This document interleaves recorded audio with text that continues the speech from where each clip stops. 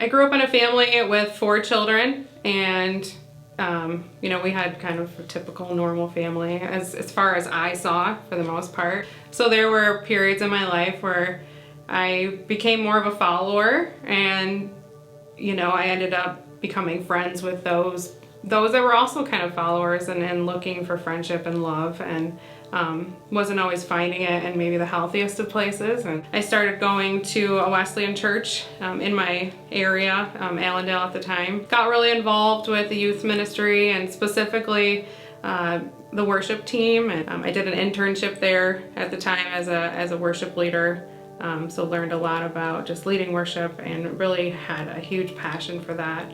When I was in college, I met my ex-husband, and we started dating, and I just thought the world of him. You know, he was a musician, I was a musician.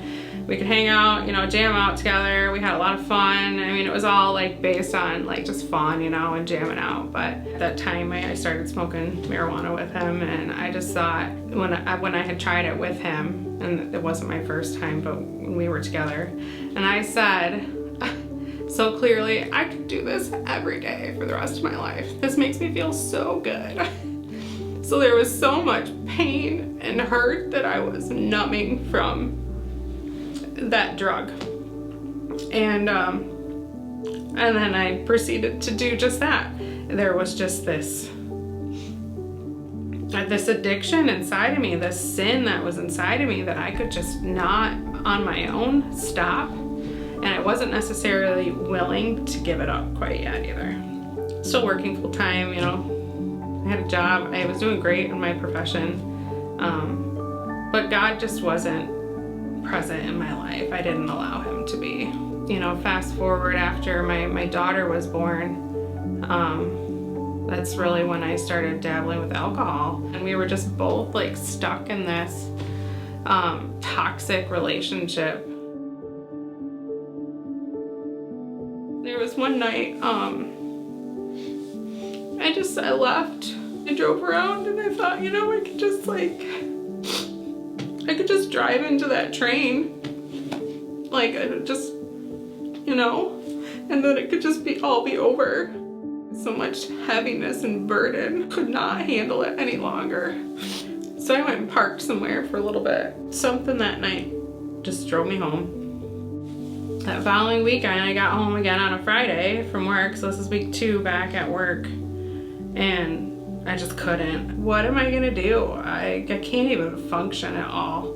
So I picked up the phone and I called Pine Rest. I felt like I had hit rock bottom for sure.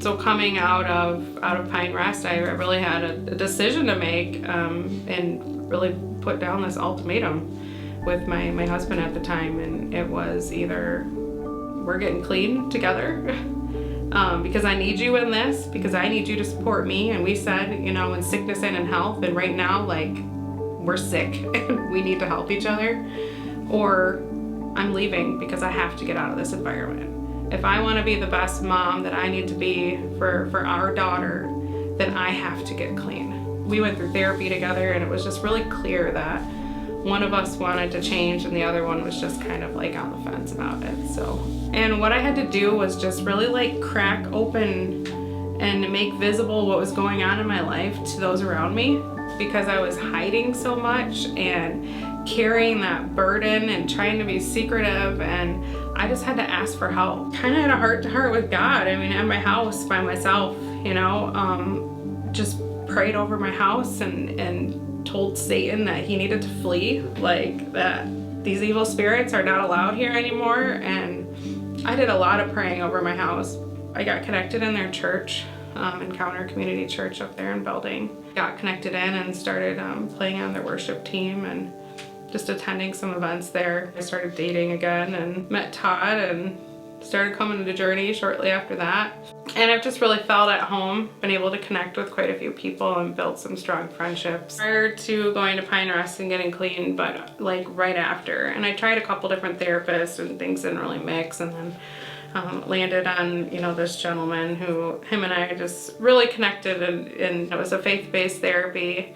And he just told me who I was in Christ. And we just uncovered like why? Like, what was the root? Why did I feel the need to turn to substance to help, you know, feel better? I would stand in front of my mirror and I would say, you know, I believe that I'm not an alcoholic.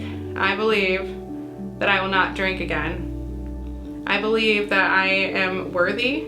I believe that I am who God says I am. After some time of healing and therapy and just, you know, giving it to God and on a daily basis practicing that, like, I believe, I trust you. I know that you're going to help me, and I continue to surrender this to you every single day. It has really helped change the way that I think. God has taken, like, plucked me up out of the depths of hell, is what I feel like, and just wrapped his loving arms around me and gave me that comfort and that strength and that healing that I was looking for. And all I had to do was come to him and ask him for it. I hope that people, after hearing this story, would just leave with the belief that God truly can heal everything, anything we bring before him.